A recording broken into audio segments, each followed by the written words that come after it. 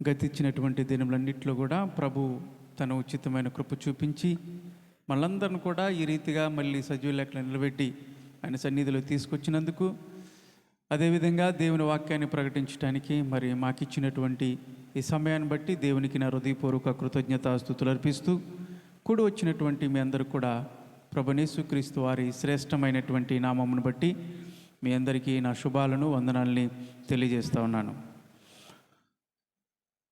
క్రొత్త సంవత్సరంలో 31st night చాలామంది చాలా వాగ్దానాలు తీసుకున్నారు తీసుకున్నారుగా, చాలా ఆలోచనలు కూడా చేసి ఉంటారు. ఇదిగో ప్రభువా, ఈ సంవత్సరం మొదలుకొని 2026లో ఏదైతే చేయలేకపోయినా అవన్నీ చేస్తాను ప్రభా, నీ సన్నిధిలో నేను ఎర్లీ ఇల్లు కూర్చుంటాను, నీ పరిచర్య చేస్తాను. కొంతమంది యవనస్తులు ఇక ఎర్లీగా వచ్చేసి ఈ చైర్లు వేయటంలో కానీ, మందిరాన్ని తొడవటంలో కానీ, అది కూడా పరిచర్యగా. ఆ పరిచర్య చేస్తాను, క్రమం తప్పకుండా ఎర్లీగా వస్తారని చెప్పేసి ప్రభుకి చాలా చాలా వాగ్దానాలు చేసి ఉంటారు. 2వ వారంలోనూ చల్లారిపోయినాయి కదా. ఆ వేడి ఇప్పుడు లేదు.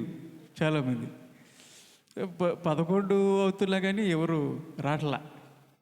ఇంకా వస్తారని పాడేవాళ్ళు ఎవరు? మేమేగా పాడేది. పాడి జలుబులు చేసినాయి, అయినా కానీ బెడ్లో పాడారు. కాబట్టి మీ వాగ్దానాలు ప్రభుకి ఇచ్చినప్పుడు ఖచ్చితంగా అదే వేడి సంవత్సరం మొదలుకొని సంవత్సరాంతం వరకు కూడా ఉండాలి. ప్రభు ఏమన్నా ఇచ్చినటువంటి వాగ్దానాలని ఎప్పుడూ ఇచ్చానులే తర్వాత చూద్దానని కూర్చున్నాడా? లేదు. ఆయన కాపుదల ఎప్పుడూ ఉంటుంది. ఆయన కాపుదల ఉంది కాబట్టే ఈ రోజున మనందరం కూడా సజీవ లెక్కలో నిలబడ్డాం. బ్రతుకున్నామంటే, శ్వాసను పీల్చుకుంటున్నామంటే, ఊపిరిని పీల్చుకుంటున్నామంటే ఆయన కనుదృష్టి మన పైన ఉంది కాబట్టే మనం ఈ రీతిగా ఉన్నాం. ఆయన పైన ఆయన చేస్తానున్నాడు నిత్యము నిరంతరము, ఎక్కడ కూడా అలసిపోకోకుండా ఆయన పైన ఆయన చేస్తానున్నాడు. కానీ మనము దేవుని పట్ల ఎలా ఉన్నాం? మనల్ని ఏమడుగుతున్నాడు దేవుడు?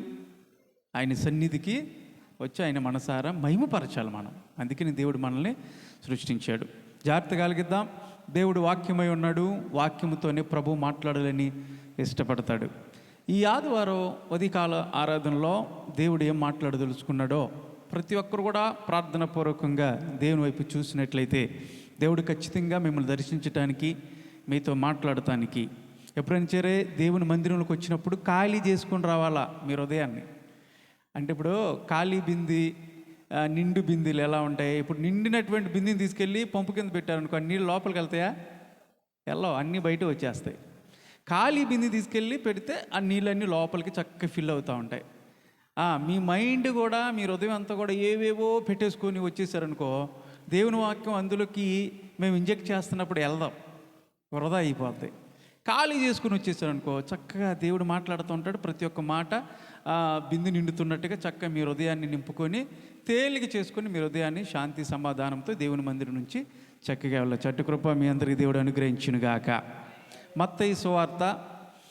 బైబిల్ తెచ్చుకోవాలి ప్రతి ఒక్కరు కూడా. చదువు రాకపోయినా బైబిల్ తెచ్చుకోవాలి. చదువు రానోళ్ళు నేను ఒకటే, నాకు కళ్ళు కనపడం, మీరు చదవలేరు, నేను చదవలేను. అర్థమైందా? కానీ బైబిల్ తెరిచిపెట్టని చూసారు ఇక్కడ. అది నాకున్నటువంటి నమ్మకం. అది దేవుడు నాతో మాట్లాడతాడు కాబట్టి బైబిల్ ప్రతి ఒక్కరు కూడా తెచ్చుకోవాలా. ఒకవేళ చదువు లేకపోతే వినండి, కానీ బైబిల్ మాట మీ దగ్గర ఉండాలా. ఓకేనా? మత్తయి సువార్త 7వ అధ్యాయము 13, 14 వచనాలు ధ్యానించుకుందాం. మత్తయి సువార్త 7వ అధ్యాయము 13, 14 వచనాలని ధ్యానించుకుందాం. ఇరుకు ద్వారమున ప్రవేశించుడి, నాశనమునకు పోవు ద్వారము వెడల్పును, ఆ దారి విశాలమై ఉన్నది, దాని ద్వారా ప్రవేశించువారు అనేకులు. జీవమునకు పోవు ద్వారము ఇరుకును, ఆ దారి సంకుచితమై ఉన్నది, దానిని కనుగొనువారు కొందరే. దేవుని స్తోత్రం చెప్పండి. ఇక్కడ 2 ద్వారాల గురించి ప్రభు చెప్తా ఉన్నాడు. స్వయంగా యేసు ప్రభు ఈ భూమి మీద ఉన్నప్పుడు చెప్పినటువంటి మాటలు ఇవి. ఎక్కడ చెప్పాడు ఈ మాటలు అంటే కొండ మీద ప్రసంగం చేశాడు దేవుడు. దీని అందుకనే పర్వత శిఖర ప్రసంగం అని చెప్పేసి చెప్తారు. కొండ మీద దేవుడు చేసినటువంటి ప్రసంగాలు ఇవి. మత్తయి సువార్త 5, 6, 7 ఈ 3 అధ్యాయాలు యేసు ప్రభు కొండ మీద చేసినటువంటి ప్రసంగాలు అనమాట. పరలోక రాజ్యములో ఒక వ్యక్తి ఉండాలంటే అక్కడ ఉండాల్సినటువంటి రూల్స్, రెగ్యులేషన్స్. ఇప్పుడు మన గవర్నమెంట్లో ఎలాంటి రూల్స్ ఉంటాయి తెలుసు కదా మీకు. ఒక్కొక్క దేశంలో ఒక్కొక్క రూల్స్ ఉంటాయి. మీరు అమెరికా వెళ్తే ఒక రూల్స్ ఉంటాయి. మన భారతదేశంలో ఉన్నట్టుగా నేను అక్కడ ప్రవర్తిస్తానంటే కుదరదు. అలాగే జర్మనీ వెళ్ళినా, జపాన్ వెళ్ళినా, లండన్ వెళ్ళినా, ఆస్ట్రేలియా వెళ్ళినా ఆయా సంప్రదాయాల ప్రకారం ముందు మనం అక్కడికి వెళ్ళంగానే అక్కడ రూల్స్ అండ్ రెగ్యులేషన్స్ మనం తెలుసుకోవాలా. అర్థమవుతుందా? ఆ రూల్స్ రెగ్యులేషన్ పాటిస్తేనే నువ్వు అక్కడ సుఖంగా ఉంటావు. లేదు నా ఇష్టానుసారంగా నేను భారతదేశంలో ఉన్నట్టుగా నేను ఉంటానన్నావు అనుకో, నేను తీసుకెళ్ళి లోపలేసేస్తారు. అంటే అదేవిధంగా ఈ లోకానుసారమైనటువంటి దేశానికి ఒక రూల్స్ అండ్ రెగ్యులేషన్స్ ఎలా అయితే ఉన్నాయో అవి పాటించినప్పుడే మనం ఆ ప్రాంతంలో సుఖమైనటువంటి జీవితాన్ని కొనసాగిస్తామని చెప్పేసి చెప్తా ఉన్నప్పుడు, పరలోక రాజ్యంలో కూడా మనం ప్రవేశించాలంటే అక్కడ కొన్ని రూల్స్ అండ్ రెగ్యులేషన్స్ ఉన్నాయి. వాటిని మాత్రమే మనం పాటించినప్పుడు అక్కడ ఉండగలం. నా ఇష్టానుసారంగా నేను ఇక్కడ జీవించేసి ఇంకా చచ్చిపోయిన తర్వాత నేను ఖచ్చితంగా పరలోక రాజ్యంలోకి వెళ్ళిపోతాను వెళ్ళా అంటే కుదరదు. ఆ రూల్స్ని నువ్వు పాటించావా లేదా? నువ్వు భూలోకంలో ఉన్నప్పుడు, ఈ లోకంలో ఉన్నప్పుడు దేవుని పిలుపు నీకు రాకముందు నువ్వు ఎలా ఉన్నావు, నీ జీవితం ఎలా ఉంది, నీ ఆలోచనలు ఎలా ఉన్నాయి, అవన్నీ కూడా దేవుడు పరిశీలిస్తాడు. కాబట్టి ఒక రోజున దేవుని దగ్గర మనం నిలబడాల్సినటువంటి ఆ సమయం మనకు వస్తుంది. కాబట్టి దేవుడు ఏం చెప్పాడంటే ముందుగానే ఇదిగో నువ్వు పరలోక రాజ్యంలో ఉండాలంటే ఇదిగో ఇలాంటి రూల్స్ అన్నీ ఉన్నాయి, ఈ సూత్రాలన్నీ పాటించాలి అని కొండ మీద ప్రసంగంలో ప్రభు చక్కగా చెప్పాడండి. మీరు ఇంటికి వెళ్ళి నాకు చదువుకోండి 5, 6, 7 అధ్యాయాలు మత్తయి సువార్తలో. ఈ 7వ అధ్యాయంలోకి వచ్చేప్పటికే అక్కడ చెప్తున్నాడు యేసయ్య 2 ద్వారాల గురించి చెప్తున్నాడు. ఒక ద్వారం ఏంటో విశాలంగా ఉంటుందంట, రెండో ద్వారం ఏంటో కొంచెం ఇరుకుగా ఉంటుంది. అంటే విశాలమైనటువంటి ద్వారం ఎక్కడికి తీసుకెళ్తుందంటే నాశనానికి తీసుకెళ్ళేటువంటి ఆ ద్వారం, ఆ దారేది. కానీ ఇరుగ్గా ఉన్నది ఉండదు చూసారా, జీవమునకు పోయే దారి అని చెప్పేసి దేవుడు చెప్తా ఉన్నాడు. అవును, మనం గమనించినట్లయితే నాశనానికి పోయేవి, మనిషిని పాడు చేసేవి కూడా ఎలా ఉంటాయంటే చాలా విశాలంగా ఉంటుంది కదా. విశాలంగానే ఉంటుంది, చూస్తానికి చాలా విశాలంగా ఉంటుంది. అబ్బాయి ఎలా బాగుందిరా అన్నట్టుగా ఉంటుంది. ఎవరైనా విశాలతను కోరుకుంటారా లేదంటే ఇరుకును కోరుకుంటారా? చెప్పండి. విశాలమే కోరుకుంటారు. కానీ వాక్యం ఏం చెప్తుంది తెలుసా? విశాలంగా ఉన్నటువంటి ద్వారం అంట రాను ముందుకెళ్ళిన తర్వాత అది ఇరుకైపోద్దంట. కానీ మొదట్లో ఇరుకుగా ఉంటుంది చూసారా, అది రాను పోయే కొద్దిగా నీకు విశాలతను ఇస్తుంది. అదే జీవమునకు పోయేటువంటి ద్వారం అని చెప్తున్నాడు దేవుడు. అంటే దేవుని దగ్గరికి వెళ్ళేటువంటి ద్వారము, దేవునిలో ప్రయాణిస్తున్నప్పుడు ఒక వ్యక్తి దేవుని నమ్ముకొని వెళ్తూ ఉన్నప్పుడు కొంచెం ఇరుకుగా ఉంటుంది, సంకుచితంగా ఉంటుంది. అంటే దాని అర్థం ఏంటో తెలుసా? కొన్ని సమస్యలు వస్తాయి, కొన్ని ఇబ్బందులు వస్తాయి, అవమానాలు వస్తాయి, ఎన్నో ఒడిదుడుకులు వస్తాయి. అవి తట్టుకొని ప్రభును చూస్తూ మనం నిరీక్షణతో కొనసాగుతూ ఉన్నప్పుడు అది రాను ఎలా వెళ్ళిపోద్ది తెలుసా? విశాలతలోకి తీసుకెళ్ళిపోద్ది. దేవుని స్తోత్రం కలుగును గాక. అదే మొదట్లోనే విశాలంగా ఉందనుకో, ఇది ఎక్కడికి తీసుకుపోతుంది తెలుసా? నేను నాశనానికి తీసుకెళ్ళేటువంటి మార్గం ఎప్పుడు కూడా విశాలంగానే కనపడుతుంది. అందుకని మన దృష్టి అంతా కూడా ఇటువైపే చూస్తూ ఉంటాం. వాక్యం చెలవిస్తూ ఉంది, దేవుడు చెప్తున్నాడు ఈ విశాలతను ఎవరైతే కోరుకుంటారో ఇది నాశనానికి పోయేటువంటి ద్వారం. కాబట్టి రాను అదేమి తెలుసా? మూసుకుపోతాయి, ఇబ్బంది పడతావు, ఇరుకులు పడిపోతావు నువ్వు అని దేవుడు చెప్తా ఉన్నాడు. అయితే ఈ విశాలమైనటువంటి మార్గాన్ని ఎంతమంది కోరుకుంటున్నారంటే అనేకులు కోరుకుంటున్నారంట. జీవ మార్గాన్ని ఎంతమంది కోరుకుంటున్నారంటే అది కనుగొని వారు కొందరే అంటున్నాడు దేవుడు. ఆ కొందరిలో నీవు నేను ఉన్నాం. దేని స్తోత్రం చెప్పండి గట్టిగా. అందరూ కూడా విశాలమైనటువంటి మార్గాన్నే కోరుకుంటున్నారు, కానీ ఇరుకైనటువంటి మార్గం కొంచెం మొదట్లో ఇరుగుగానే ఉంటుంది, అది నడుస్తూ ఉంటుంటే ఇలాగ విలంబ్రత మనకి విశాలతను రాను రాను ఇస్తుంది. అందుకని దేవుడు చెప్తున్నాడు, ఎందులోకి ప్రవేశించండి అంటున్నాడు అక్కడ. చెప్పండి, ఎందులోకి? జీవ మార్గములోకి ప్రవేశించండి అని దేవుడు చెప్తా ఉన్నాడు కదా. ఇక్కడ చూడండి, ఈ చెప్పినటువంటి ఈ భాగంలో మనం చదువుకున్నటువంటి ఈ భాగం అంతట్లో ఒక్క పదాన్ని నేను ముందుకు తీసుకొచ్చి దాని గురించి మీకు చెప్పాలని ఇష్టపడుతున్నాను. అదేంటి తెలుసా? ప్రవేశించుడి. చెప్పండి, ప్రవేశించుడి అన్నటువంటి మాట గురించి ఈ రోజుని ధ్యానించుకుందాం. ఎక్కడ ప్రవేశించాలి, ఎక్కడికి ప్రవేశించాలనేటి విషయాలు బైబిల్ గ్రంథంలో చాలా ఉన్నాయి. కానీ 3 విషయాల్ని నేను ముందుకు తీసుకొస్తా, ఓకేనా? ఆ 3 విషయాల్ని మనం పరీక్షించుకొని మన హృదయంలోకి ఆపాదించుకొని తద్వారా దేవునికి మన జీవితాన్ని అప్పచెప్పినట్లయితే దేవుడిచ్చేటువంటి ఆశీర్వాదాలు మనము పొందుతాం. ప్రవేశించుడి అన్నాడు దేవుడు. దావీదు మహారాజు చెప్తాడు కీర్తనలో, నేను నీ కృపా అతిశయమును బట్టి నీ మందిరములోకి ప్రవేశించాను అన్నాడు దావీదు. దేని స్తోత్రం కలుగును గాక. నీ మందిరంలోకి రావటానికి నాకైతే అర్హత లేదు ప్రభువా, నీ మందిరంలోకి రావటానికి నేనే పాటి వాడిని, కాబట్టి నేను నీ మందిరంలోకి రావటానికి నాకు ఇచ్చినటువంటి ధన్యత, నాకు ఇచ్చినటువంటి యోగ్యత ఏంటో తెలుసా? అది నీ కృపాతిశయమే, నా అతిశయమే లేదు, నా శక్తి నా బలము ఇవేమి కాదు, నీ కృప అని చెప్తా ఉన్నాడు. నేను ప్రవేశించాను నీ మందిరంలోకి. ఒక వ్యక్తి దేవుని మందిరంలోకి ఎందుకు ప్రవేశించాలి? దేవుని మందిరంలో ఏముంటుంది?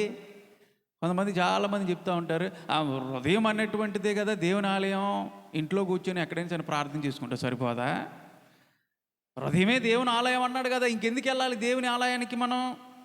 కాబట్టి ఎక్కడైనా ప్రార్థన చేసుకోవచ్చు, ఎందుకు వెళ్ళాలి, ఎక్కడో కూర్చొని ప్రార్థన చేద్దాం అని కొంతమంది అనాలోచనలతో తెలియక వాళ్ళు ఇళ్ళకే పరిమితం అయిపోయి ప్రార్థన చేస్తున్నటువంటి వాళ్ళు కూడా ఉన్నారు ఈ రోజున. దేవుని మందిరానికి ఎందుకు రావాలి? ఇక్కడ చెప్తున్నాడు, ప్రభా నీ సన్నిధానంలోకి నీ మందిరంలోకి నేను ప్రవేశించాను, దానికి కారణం ఏంటి తెలుసా? నీ కృపాతిశయమే అని చెప్పేసి దావీదు చెప్తున్నప్పుడు మనం అతిశయించాల్సినటువంటి విషయం ఏంటి తెలుసా? ఆయన కృపను బట్టి. యోగ్యత లేనటువంటి మనల్ని, ఒకప్పుడు యోగ్యత లేనటువంటి వారం, ఏ అర్హత లేనటువంటి వారం, ఎక్కడ చూసినప్పటికి కూడా చెడుతనంతో దుర్మార్గతతో మనం నిండిపోయినటువంటి మనల్ని దేవుడు తన నీతి ద్వారా మనల్ని ఉచితమైన కృప ద్వారా మన నీతిమంతులుగా మార్చి ఆయన మందిరంలోకి రావటానికి మనకి యోగ్యతనిచ్చినటువంటి దేవుడు. దేవుని స్తోత్రం కలుగును గాక. ఆయన మందిరములో ఏముంటుందయ్యా అంటే, ఆయన మందిరములో సమృద్ధి ఉంటుంది. ఆయన మందిరంలో ఏముంటుంది? సమృద్ధి ఉంటుంది. పొర్లి పొంగేటువంటి దీవెనలు ఉంటాయి దేవుని మందిరంలో. దేవుని మందిరంలో సహవాసం ఉంటుంది. దేవుని మందిరానికి వచ్చినప్పుడు దేవుని యొక్క ఆత్మ, పరిశుద్ధాత్మ దేవుడు తాకిని మనము చూడగలుగుతాం. ఆయన మందిరంలో ఆయన మహిమ ఉంటుంది. ఆయన యొక్క మందిరంలో ఆయన ప్రసన్నత ఉంటుంది. మరి అట్లా అనుభవించాలంటే నువ్వు ఎక్కడికి రావాలి?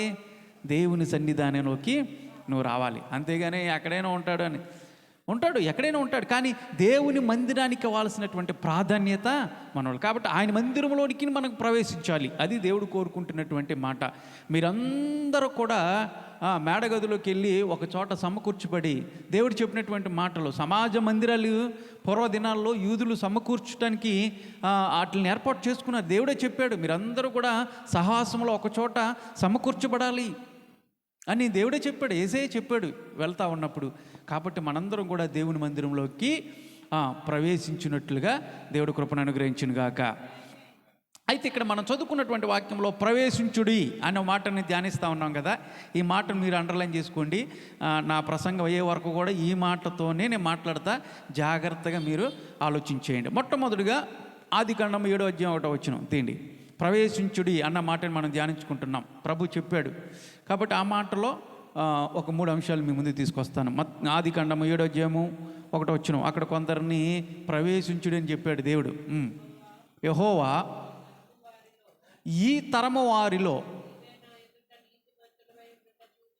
నీవే నా ఎదుట నీతిమంతుడివై ఉండుట చూసి తిని గనుక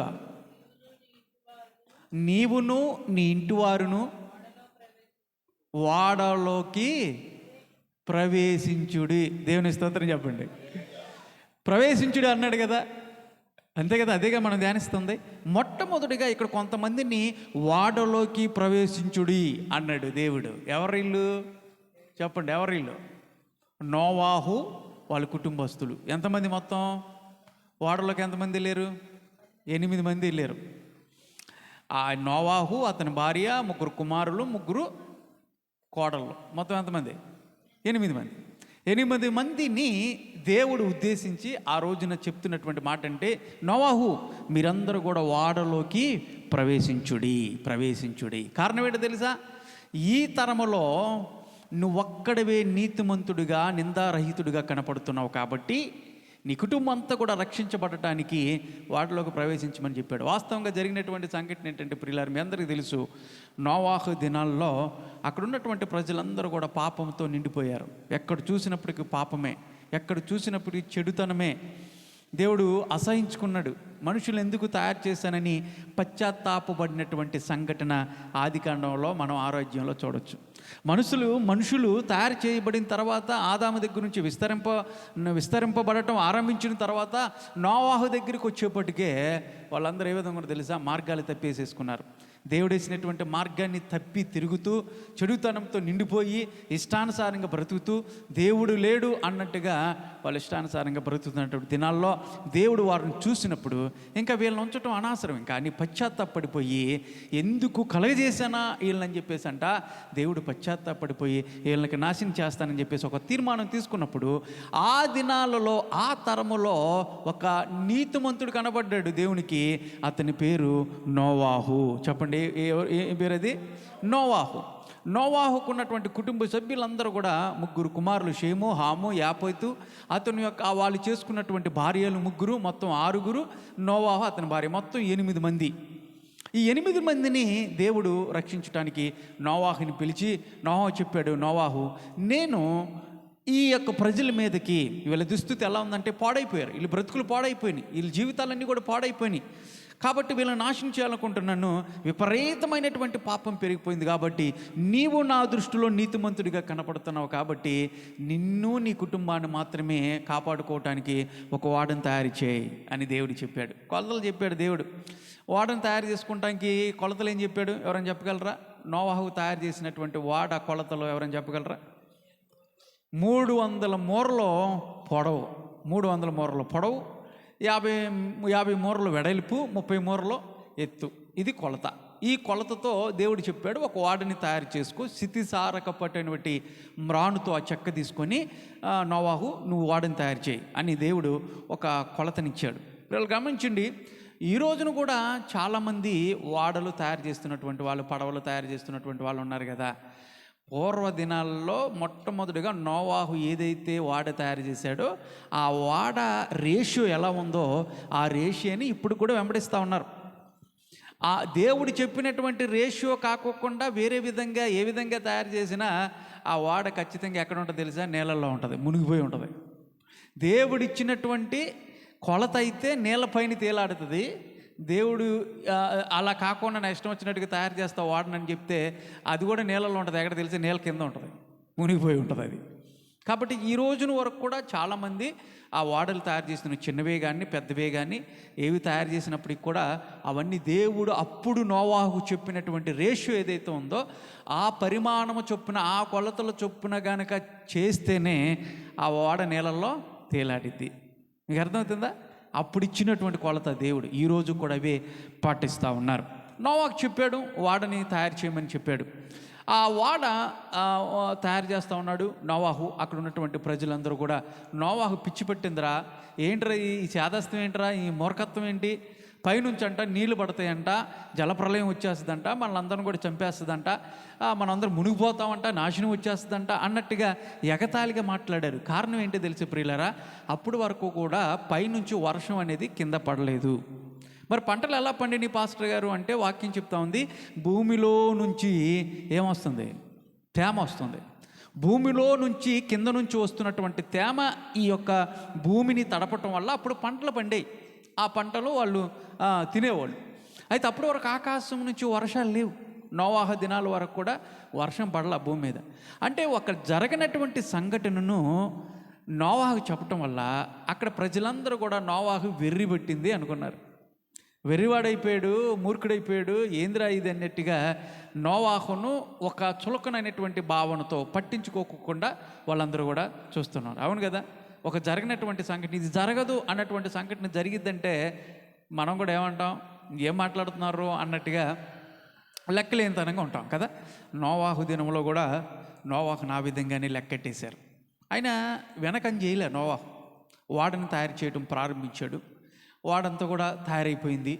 దేవుడు చెప్పాడు, నోవాహు నీతో పాటుగా మరి ఈ భూమి మీద ఉన్నటువంటి సమస్త ప్రాణులు, అంటే పశువులు దగ్గర నుంచి కూడా, జంతువుల దగ్గర నుంచి చిన్న చిన్న పురుగులు, భూమి మీద పాకేటువంటి పురుగులతో సహా వాటినన్నిటిని కూడా భద్రపరచాలి ఈ వాడలో.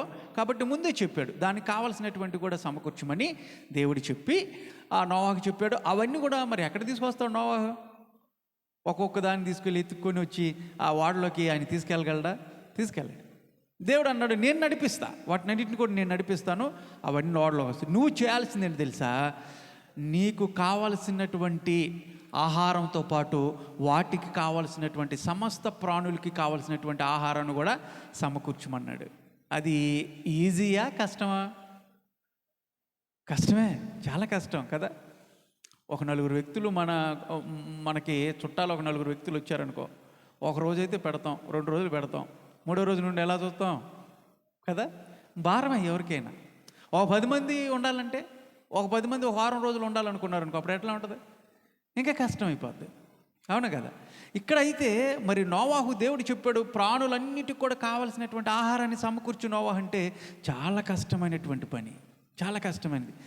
కూర్చున్నాడు నోవాహు, బిడ్డలందరినీ పిలిచాడు, అరే నాయనా, మరి ఇవేందంటే ఈ పాకే ప్రాణులు ఏందంటే, లేదంటే ఈ పలానా జంతువులు ఏందంటే, మొత్తం చూడండిరా ఏమేమి తింటాయో వాటిని అన్ని కూడా సమకూర్చాలి అని చెప్పేసి అవన్నీ కూడా అవి ఏమేమైతే తింటాయో బ్రతకటానికి ఆహారాన్ని మొత్తం కూడా వాడలోకి సమకూర్చాడంటే ఎంత కష్టం అండి అది. నోవాహు చేశాడు, ఆ పని చేశాడు. తన కుటుంబం సంవత్సరానికి పైనే ఆ జలప్రలయంలో ఆ వాటర్ పైనే ఆ వాడు తేలాడాల్సినటువంటి పరిస్థితుల్లో మరి ఆ కుటుంబానికి కూడా సంవత్సరం పైనే కావాల్సినటువంటి ఆ తిండి గింజలు, ఆ ధాన్యం, ఆహార పదార్థాలు అవన్నీ కూడా సమకూర్చున్నాడు. చక్కగా అరలగా తయారు చేసి, ఈ అరలో ఏనుగులు 2, ఈ అరలో సింహాలు 2, ఈ అరలో అట్లాగా అరలగా తయారు చేసి అన్నిటికి కూడా చక్కగా వాటికి కావలసినటువంటి పరిస్థితిని ఆ వాడలో తయారు చేశారు. అంటే ఆ వాడ ఎంత పొడవు ఉంటుందో చూడండి, 300 మూరలంటే. ఇప్పుడు కూడా ఒక ప్రాంతంలో పెద్ద వాడ ఉందంట. ఆ వాడ ఎంత ఉంటుందంటే 1/2 కిలోమీటర్ ఉంటుందంట. ఎంత? 1/2 కిలోమీటర్ అంటే ఎంత పెద్ద వాడ అది. 8,000 మంది ప్రయాణిస్తారంట అందులో. 8,000 మంది ప్రయాణించేటువంటి వాడ. మనం ఆ చివరికి వెళ్ళి ఈ చివరికి వచ్చేప్పటికి కిలోమీటర్ నడిచాం, ఇక ఆవేశం వచ్చేస్తుంది మనకి. అలాంటి పెద్ద వాడని ఈ రోజున వాళ్ళు తయారు చేశారు. ఆ పెద్ద వాడ కూడా తయారు చేయటానికి గల ఆ కొలతలు అప్పట్లో నోవాహు తయారు చేసినటువంటి, దేవుడిచ్చినటువంటి కొలతల పరిమాణంలోనే తయారు చేశారు. కాబట్టి అంత పెద్ద వాడైనా సరే ఆ నీళ్ళల్లో ప్రయాణాన్ని కొనసాగించడానికి కారణమైంది. గమనించండి. ఆ తర్వాత అవన్నీ కూడా వచ్చినాయి, నోవాహు వాడలోకి వచ్చేసినాయి. ఆ వాడలోకి వెళ్ళిపోయినాయి. నోవాహు ఆ ధాన్యాన్ని, ఆహార పదార్థాలన్నీ కూడా సమకూర్చేశారు. ఇప్పుడు దేవుడు ఏం చేశాడు తెలుసా?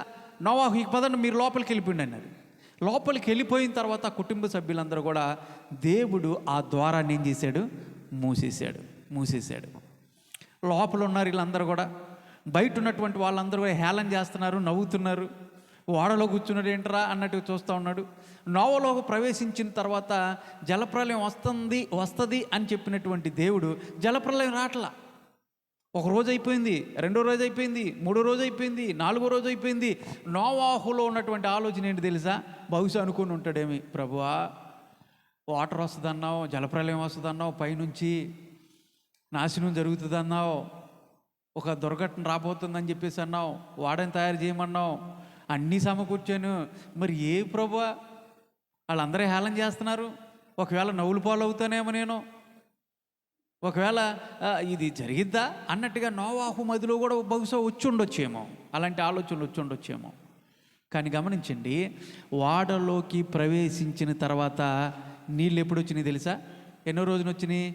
7వ రోజున ఆకాశ తూములు తెరవబడ్డాయి, ప్రచండమైనటువంటి వర్షం భూమి మీదకి వచ్చేసింది. భూమి కింద నుండి నీళ్ళు, ఆకాశం పైనుండి కూడా నీళ్ళు, ఆకాశపు తూములు తెరవబడ్డాయంట. 40 పగళ్ళు 40 రాత్రులు ప్రచండమైనటువంటి వర్షం భూమి మీదకి వచ్చింది. ఎప్పుడైతే వాటర్ వచ్చిందో ఆ వాటర్ అంట భూమి మీద ఉన్నటువంటి పర్వతాలు మునిగిపోయాయి, శిఖరాలు మునిగిపోయాయి. ఆ శిఖరాలు మునిగిన తర్వాత 15 మూరలు ఎత్తంట. అంటే ఎంత వాటర్ వచ్చిందో చూడండి. అప్పుడు ఆ నోవాహు కట్టినటువంటి వాడ ఆ జలముల పైన తేలింది. దేని స్తోత్రం కలుగును గాక. ఈరోజు కూడా ఈ వాక్యాన్ని బైబిల్ గ్రంథంలో నోవాహు దినముల్లో ప్రళయం వచ్చిందంట అని చెప్పేసి, ఇది నిజమా కాదా అని చాలామంది సైంటిస్టులు, శాస్త్రవేత్తలు, గొప్ప గొప్ప పండితులందరూ కూడా పరిశోధనలు చేస్తూ ఉన్నారు, పరిశోధనలు చేశారు. ఎట్టకేలకు ఇది ఖచ్చితంగా భూమి మీద జరిగింది అని కనుక్కున్నారు. మీరు చూడండి, భూమి మొత్తం మీద నీళ్ళు వచ్చాయా, లేదంటే ఆ ప్రాంతంలోనే నీళ్ళు వచ్చాయా? నోవాహు ఉన్నటువంటి ప్రాంతంలోనే నీళ్ళు వచ్చాయా, లేదంటే భూమి అంతా కూడా నీళ్ళతో నిండిపోయిందా? ఇది నిజమేనని చెప్పేసి అందరికీ, కొంతమందికి ఆలోచనలు ఉన్నాయి. బహుశా మీకు కూడా అలాంటి ఆలోచనలు ఉండొచ్చేమో కదా. భూమి అంతా నీళ్ళు వచ్చినాయా, లేదంటే నోవాహు ఉన్నటువంటి ఆ ప్రాంతానికి వచ్చిందా? ఒకవేళ నోవాహు ఉన్నటువంటి సమయంలోనే, అంటే ఆ ప్రాంతంలో, ఎందుకంటే జనాభా అప్పుడు జనసంఖ్య తక్కువ కదా, ఇప్పుడున్నటువంటి కోట్ల మంది లేరు, అప్పుడు కొంతమందే ఉన్నారు జనాభా. మరి జనాభాను నాశనం చేస్తా అన్నాడు దేవుడు. అలాంటప్పుడు భూమి మీద ఉన్నటువంటి సమస్త ప్రాణులు కూడా నేను నాశనం చేస్తాను అని చెప్పేసి అన్నాడు, తీసేస్తున్నానని చెప్పేసి అన్నాడు. ఒకవేళ బహుశా భూమి మీద కాకుండా నోవాహు ఉన్నటువంటి ప్రాంతంలోనే జలప్రలయం వస్తే దేవుడు ఏం చెప్తాడంటే, నోవాహు నువ్వు ఈ ప్రాంతాన్ని వదిలిపెట్టి వేరే ప్రాంతానికి వెళ్ళు అంటాడు. మనకి వరద వచ్చిందా? కండ్రికలో వరద వచ్చిందిగా.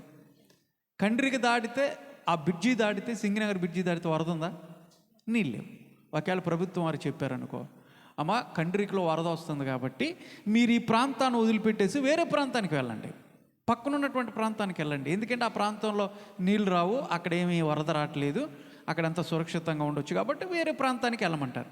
లేదంటే విజయవాడకు ముప్పు వచ్చింది అనుకోండి, విజయవాడ మునిగిపోతుంది, వరద వస్తుంది, కృష్ణానది అనుకుందాం, అది ఏదో కట్ట తెగిపోయిందో వస్తుంది అనుకున్నారనుకో, అప్పుడు ప్రభుత్వ వారు ఏం చెప్తారంటే, విజయవాడలో ఉన్నటువంటి వాళ్ళందరూ కూడా ఆ పక్కన ఉన్నటువంటి ఆ ప్రాంతానికి, ఏ జగ్గిపేటో లేదంటే నందిగామో, ఇటు చూస్తే నూజివేడో, ఏదో ఒక ప్రాంతానికి, ఈ ప్రాంతాన్ని వదిలిపెట్టి వేరే ప్రాంతానికి వెళ్ళమంటారు. అంతేనా? అంతేగాని బాబు విజయవాడలో ఉన్నట్టు వాళ్ళంటే అందరూ కూడా ఓడలు తయారు చేసుకుని, పడవలు తయారు చేసుకుని ఆ పడవలో ఉండండి అని చెప్పేసి అంటారా? అనరు. అంటే నోవాహు దినముల్లో దేవుడు వాడని తయారు చేసుకోమన్నాడు అంటే దాని అర్థం ఏంటి తెలుసా? భూమి మీద నీళ్లు మొత్తం ఎక్కడ చూసినా నీళ్ళు వస్తాయి అని అర్థం. ఒకవేళ ఆ ప్రాంతంలోనే నీళ్ళు వచ్చే లెక్క అయితే దేవుడు ఏం చెప్తాడంటే, నోవాహు ఇక్కడ నుంచి వేరే ప్రాంతానికి వెళ్ళిపో, ఇక్కడ ఉన్నటువంటి వాళ్ళందరూ నేను నాశనం చేస్తాను, ఇక్కడ మాత్రమే నేను వర్షాన్ని కురిపిస్తా అని చెప్పేవాడు. వాడనే తయారు చేసుకోమన్నాడంటే దాని అర్థం ఏంటి తెలుసా? ఈ భూ ప్రపంచాన్ని నేను నీళ్ళతో నింపబోతున్నా అని అర్థం కదా. దీన్ని తర్వాత లేటుగా వాళ్ళందరూ కూడా కనుక్కున్నారు, తెలుసుకున్నారు శాస్త్రవేత్తలందరూ కూడా. కొన్ని పర్వతాలు ఆ దేశాల్లోకి వెళ్ళినప్పుడు, ఆ పెద్ద పెద్ద పర్వతాలన్నీ కూడా వాళ్ళు పరీక్షిస్తూ ఉన్నప్పుడు శాస్త్రవేత్తలు ఆ పర్వతాలన్నీ కూడా కోసుకుపోయినట్టుగా కనపడతా ఉన్నాయి. ఏ విధంగా కోసుకుపోయినాయి? ఈ కోసుకుపోవటానికి కారణం ఏంటి? అరలరలుగా కోసిపోయింది. అంటే ఒక వాటర్ ప్రవాహము వచ్చినప్పుడు ఒక రాయిని ఏ విధంగా అయితే కోసేస్తుందో ఆ విధంగా కొన్ని ప్రాంతాల్లో ఉన్నటువంటి పెద్ద పెద్ద పర్వత శిఖరాలన్నీ కూడా ఆ వాటర్ ప్రవాహంతో కోసుకుపోయినట్టుగా కనపడతా ఉన్నప్పుడు ఇది ఏ విధంగా సంభవించింది అని ఆలోచన చేసినప్పుడు శాస్త్రవేత్తలు కనుక్కున్నారు, అవును బైబిల్లో జరిగినటువంటి ఒక సంఘటన, దానికి కారణం వల్లనే ఈ పర్వత శిఖరాలన్నీ కూడా కోయబడ్డాయి. భూమి మీదకు వాటర్ వచ్చింది నోవాహు దినాల్లో. బైబిల్ చెప్పింది నిజమే, సత్య గ్రంథం అది, సత్యమే ఇది. కాబట్టి ఈ వాటర్ తాకిడికి, ప్రవాహానికి ఈ రాతులన్నీ కూడా, ఈ రాయిలన్నీ కూడా, కొండలన్నీ కూడా కోసుకుపోయాయి. ఈ ఆనవాళ్ళు అప్పుడు ఇవే అని చెప్పేసి కనుక్కున్నారు. దేవుని స్తోత్రం కలుగును గాక. అర్థమైందా? కొన్ని మత శాఖల వారు ఏం చెప్తారంటే, కొంతమంది మత శాఖల వారు కూడా వాళ్ళు కూడా ఒప్పుకుంటున్నారు. కొన్ని గ్రంథంలో ఏముంటుందంటే, ఒక గ్రంథంలో అవన్నీ నేను చెప్పడానికి ఇష్టపడతలేదు, వాళ్ళు కూడా వాళ్ళ నమ్ముకున్నటువంటి దేవుడు అప్పుడున్నటువంటి ఆ ప్రజలకి ప్రత్యక్షమై ఇట్లాగే జలప్రలయం వస్తుంది. కాబట్టి సప్త ఋషులు ఎవరైతే ఉన్నారో ఆ ఋషులని విశ్వామిత్రుడు ఇట్లాగా కొంతమంది, అవన్నీ చెప్పడానికి కాదు, ఇక్కడ చెప్పకూడదు. కాబట్టి కొంతమంది ఋషుల్ని వాళ్ళు ఎక్కించేసుకోండి, వాళ్ళని కాపాడండి అని చెప్పేసి సప్త ఋషులని కాపాడారు. ఆ వాడలో వేసి కాపాడినట్లుగా వాళ్ళ గ్రంథాలు చెప్తా ఉన్నాయి.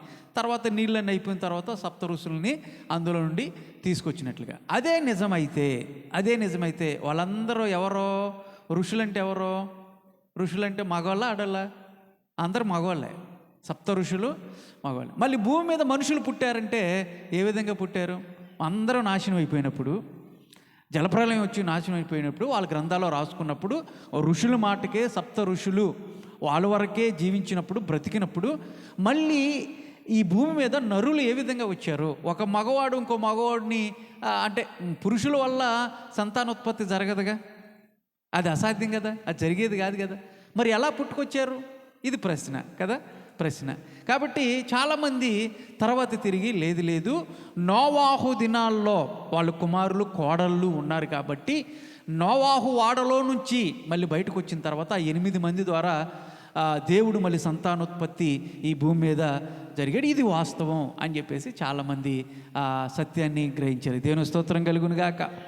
అలా వాడలోకి ప్రవేశించిన తర్వాత అక్కడ ఉన్నటువంటి ఆ వాటర్ ఎప్పుడైతే దేవుడు కుమ్మరించాడు భూమి మీద, ఈ భూమి మీద అంతా కూడా వాటర్ వచ్చినప్పుడు అందరూ కూడా నాశనం అయిపోయినట్టుగా చూస్తూ ఉన్నప్పుడు 8 మంది మాత్రమే, నోవాహు అతని కుటుంబ సభ్యులు మాత్రమే ఆ వాడలోకి ప్రవేశించుట ద్వారా వాళ్ళ రక్షించబడ్డారని మనం ఇక్కడ చూడగలుగుతున్నాం. ఈ వాడకి మనం పెట్టే పేరేంటి తెలుసా?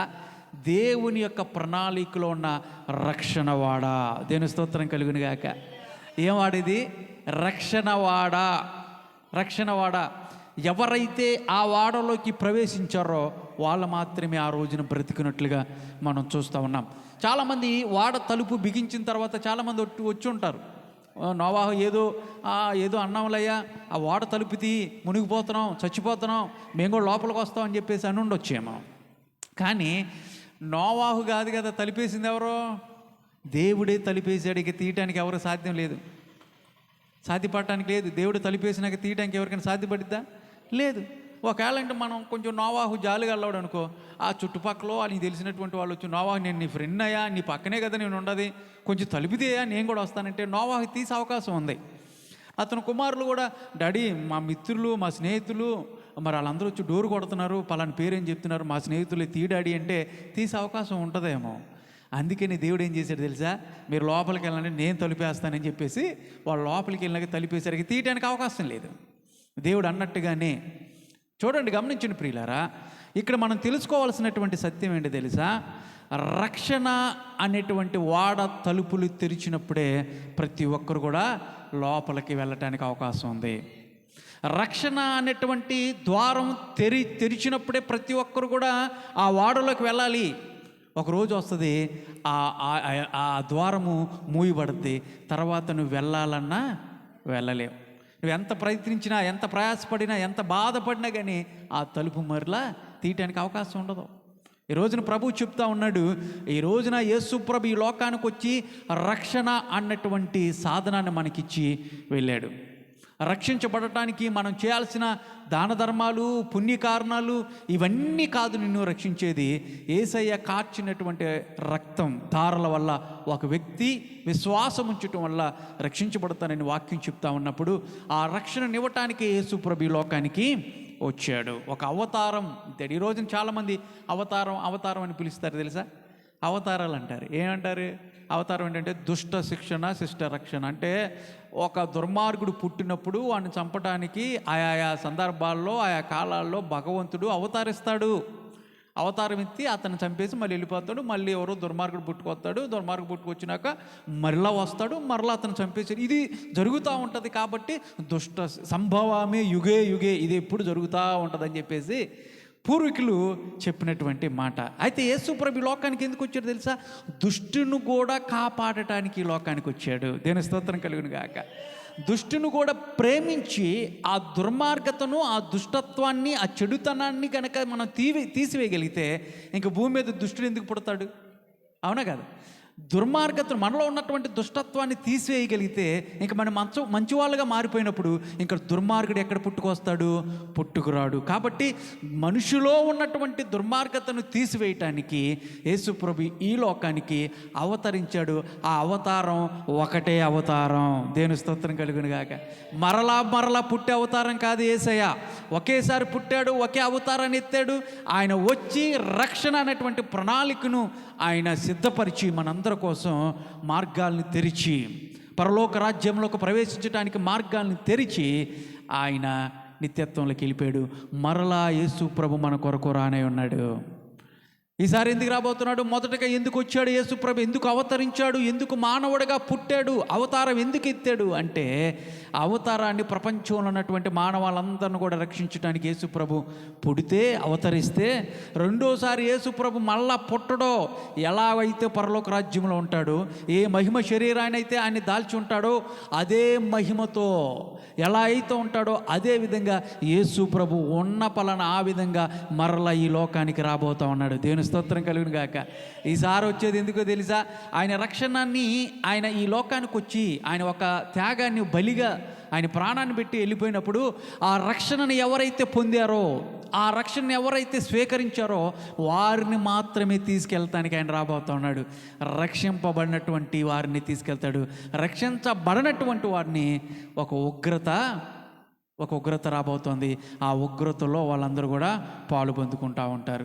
ఇక్కడ రక్షణ ద్వారాలు తెరిచినప్పుడే, అక్కడ రక్షణ అనేటువంటి వాడ తలుపు తెరవబడినప్పుడే అందులోకి వెళ్తే అందరూ బ్రతికించబడేవాళ్ళు.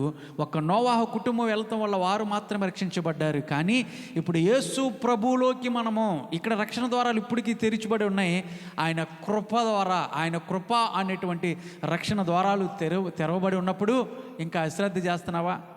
ఇంకా ఆలస్యం చేస్తున్నావు? నువ్వు ఇప్పుడు కాదులని చూస్తున్నావా? అనేక మంది రక్షణను ఆలస్యం చేసి ఇప్పుడు కాదులని చెప్పేసి ఎంతోమంది మన మధ్య లేకుండా వెళ్ళిపోయినటువంటి వాళ్ళు ఉన్నారు, గతించిపోయినటువంటి వాళ్ళు ఉన్నారు. ఇంకా నీకు నాకు మనందరికీ ఆయన రక్షణ ద్వారాలు తెరిచి ఇప్పటికి పిలుస్తాను ఉన్నాడు రమ్మని చెప్పేసి. ఇంకెందుకు ఆలస్యం చేస్తున్నావు? ఇంకెందుకు తడబాటు? ఎందుకు ఆలస్యం చేస్తున్నావు? ప్రభు చెప్తా ఉన్నాడు, రక్షణ ద్వారాలు ఒక రోజున మూయబడతాయి. రక్షణ ద్వారాలు మూయబడక ముందే ప్రియ సహోదరి సహోదరుడా రా, ప్రవేశించుడు అని చెప్పాడు కదా దేవుడు. ప్రవేశించండి. ఎవరైతే అందులోకి ప్రవేశిస్తారో వారు మాత్రమే రక్షించబడతారు. మిగతా వాళ్ళందరూ కూడా నిత్య నరకానికి వెళ్తారు, నాశనాన్ని తెచ్చుకుంటారు. ప్రవేశించుడి అని దేవుడు చెప్పినప్పుడు మొదటగా ఎవరికి చెప్పాడంటే నోవాహు చెప్పాడు. నోవాహు వాడలోకి ప్రవేశించండి, నీవు నీ కుటుంబం కూడా వాడలోకి ప్రవేశించండి, మీరు రక్షించబడతారని దేవుడు చెప్పాడు. వాడలో నుంచి బయటకు వచ్చినటువంటి వాళ్ళు ఏం చూశారు? కొత్త ఆకాశం, క్రొత్త భూమి. అంటే ఏంటి? భూమి అంతా పాడైపోయి ఆకాశం అంతా పాడైపోయి వచ్చిందని కాదు. ఇక్కడ ఉన్నటువంటి ఎలిమెంట్స్ ఏవైతే ఉన్నాయో వాటిని అన్నిటి కూడా నాశనం చేసి క్రొత్తగా వచ్చినటువంటి ఆ భూమి మీద ఉన్నటువంటి వాటిని వాళ్ళు చూడగలిగారు. వాడలో నుంచి బయటకు వచ్చినటువంటి వాళ్ళు మనందరం కూడా ఒక రోజున రక్షణ అనేటువంటి దేవుని యొక్క యేసు ప్రభులోకి మనం వచ్చినప్పుడు ఒక రోజున మనం ఎక్కడ ఉంటా తెలుసా? పరలోకం అనేటువంటి నూతన పట్టణమును మనం బయటకు వచ్చి చూడబోతా ఉన్నాం. దేవుని స్తోత్రం కలుగును గాక. అక్కడ నూతన పట్టణము, నూతన యెరూషలేములో మనందరం ఉండాలని ప్రభు కోరుతా ఉన్నాడు. కాబట్టి ఆ పట్టణంలోకి నువ్వు ప్రవేశించాలంటే నేడే రక్షణ దినము, ఇది అనుకూలమైనటువంటి సమయము. ప్రభు దగ్గరికి రా. ఆయనలోనికి నువ్వు వచ్చినట్లయితే, ఆయన ద్వారాలు మూయక ముందే నువ్వు వచ్చినట్లయితే నువ్వు, నీ కుటుంబము రక్షించబడది. దేవుని స్తోత్రం కలుగును గాక. రెండవది చూద్దాము. ప్రవేశించుడి అని చెప్పినప్పుడు రెండవ మాటగా మనం ధ్యానించినట్లయితే మత్తయి సువార్త 19వ అధ్యాయము 23-24 వచనం. మత్తయి సువార్త 19వ అధ్యాయము 23-24 వచనంలో అక్కడ ఒక మాట ఉంది. చదవమ్మా. యేసు తన శిష్యులను చూచి, ధనవంతుడు పరలోక రాజ్యంలో ప్రవేశించుట దుర్లభము అని మీతో నిశ్చయముగా చెప్పుచున్నాను. ఇదిగాక ధనవంతుడు పరలోక రాజ్యంలో ప్రవేశించుట కంటే ఒంటె సూది బెజ్జంలో దూరటం సులభము. దేవుని స్తోత్రం కలుగును గాక. ఇక్కడ దేవుడు శిష్యులతో యేసు ప్రభు చెప్తున్నటువంటి మాట ఏంటి తెలుసా?